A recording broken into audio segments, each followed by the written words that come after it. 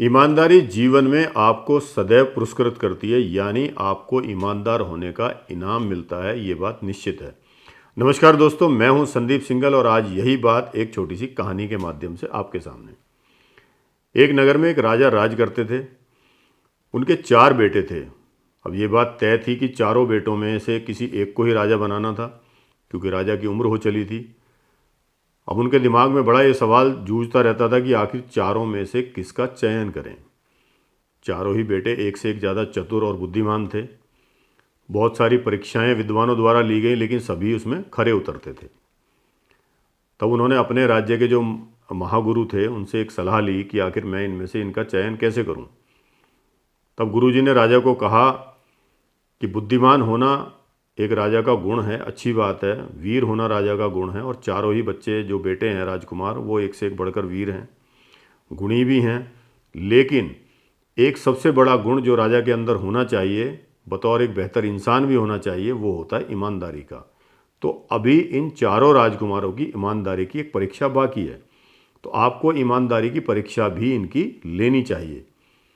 राजा ने गुरुजी की बात को माना और चारों राजकुमारों को अपने पास बुला करके कहा, एक एक थैली चारों राजकुमारों को दी कि इसके अंदर कुछ पौधों के बीज हैं, किसी एक पर्टिकुलर पौधे के बीज हैं, और आप ये थैली लेकर के जाइए और आज से 1 वर्ष के पश्चात आपको पुनः वापस आना है और मुझे अपने द्वारा उगाए हुए पौधे, जो भी मैंने आपको ये बीज दिए हैं, उसके द्वारा जो भी पौधा आपका उगेगा वो आपने मेरे को ला करके दिखाना है। उसके आधार पर ही मैं निर्णय लूँगा कि किसको राजा बनाना है। लेकिन एक बात ध्यान रहे कि आपको अपना ये काम पूरी तरह ईमानदारी से करना है। राजा की बात सुनकर के राजकुमारों ने अपनी सहमति दी कि ठीक है पिताजी, जैसा आप कहते हैं हम बिल्कुल वैसा ही करेंगे। और चारों राजकुमार अपने अपने अलग अलग क्षेत्रों में चले गए। धीरे धीरे उन्होंने उन पौधों के जो बीज दिए थे उनको एक गमलों के अंदर रोपा, अलग अलग जगहों पर। तो एक राजकुमार ने जब वो बीज, पौधे के जो बीज थे वो मिट्टी के अंदर रोपे, तो 2 दिन, 4 दिन, 10 दिन हो गए, लेकिन उनमें कुछ भी किसी प्रकार का बदलाव नहीं आया। तब उसे लगा कि शायद मेरे द्वारा बोए जाने में कहीं कोई कमी रही है, तो उसने लेकर के दूसरे बीज मंगाए कि ये बीज शायद ख़राब हो गए हैं, तो वो मिट्टी में डाल दिए और कुछ दिनों बाद ही उसमें कोपलें फूटने लगी। यही समस्या किसी दूसरे राजकुमार के साथ भी, उसने भी कहीं से दूसरे बीज बदले और अच्छे से खाद पानी डाला और उसमें भी उसका पौधा उगने लगा। तीसरे राजकुमार ने भी जब देखा कि 10 दिन तक, 15 दिन तक कोई उसमें बीज नहीं उगा है, तो उसने भी बीज बदले और पौधा उगाना शुरू कर दिया।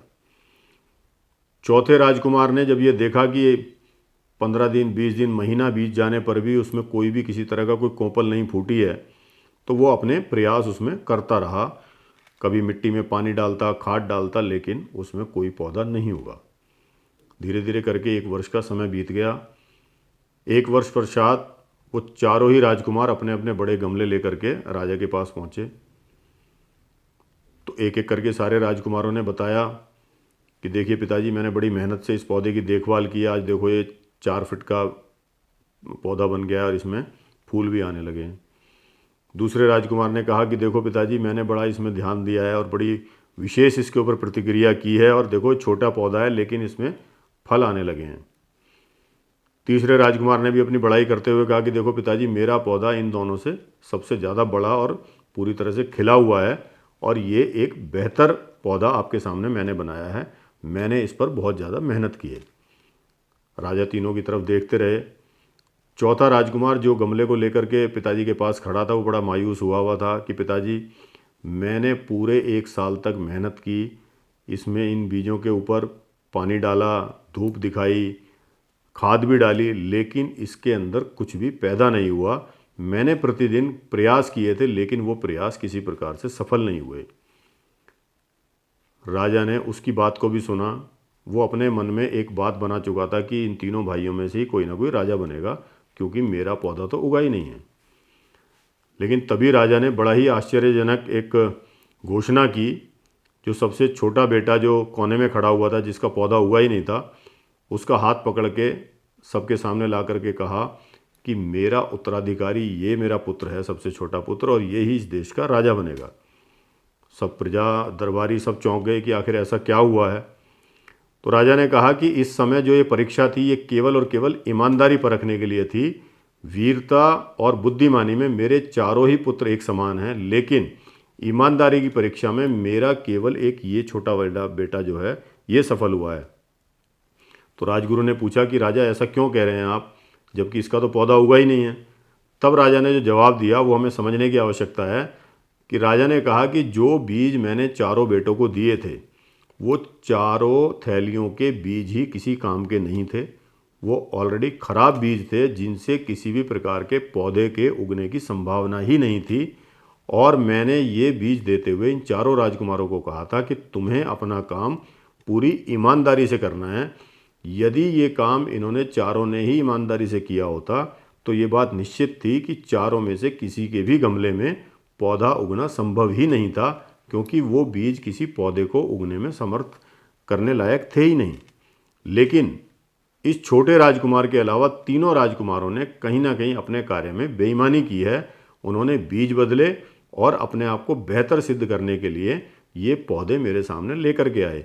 यानी एक बात तय है कि इस काम में, इस परीक्षा में ईमानदारी का साथ केवल मेरे छोटे बेटे ने दिया है, ना कि इन तीनों राजकुमारों ने। तो इसके आधार पे इन चारों में सबसे ज़्यादा जो ईमानदार है वो केवल और केवल मेरा सबसे छोटा राजकुमार है। तो सभी ने राजा के इस निर्णय की प्रशंसा की और तीनों राजकुमारों को अपनी उस बेईमानी पर, उस गलत हरकत पर बहुत ही लज्जित होना पड़ा। और छोटे बेटे को ये समझ में आया कि वास्तव में ईमानदारी सदैव पुरस्कृत होती है। तो दोस्तों, हमें भी ये समझना चाहिए कि ईमानदारी सदैव और सदैव पुरस्कार पाती है, चाहे वो देर से ही क्यों ना मिले।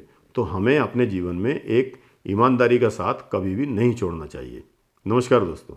हमारे साथ जुड़े रहने के लिए सब्सक्राइब करें देश रोजाना के YouTube चैनल को और नई वीडियो की नोटिफिकेशन पाने के लिए बेल आइकन जरूर दबाएं। अगर आप ये वीडियो Facebook या Instagram पर देख रहे हैं तो पेज को लाइक और फॉलो जरूर करें और ज्यादा से ज्यादा शेयर करें।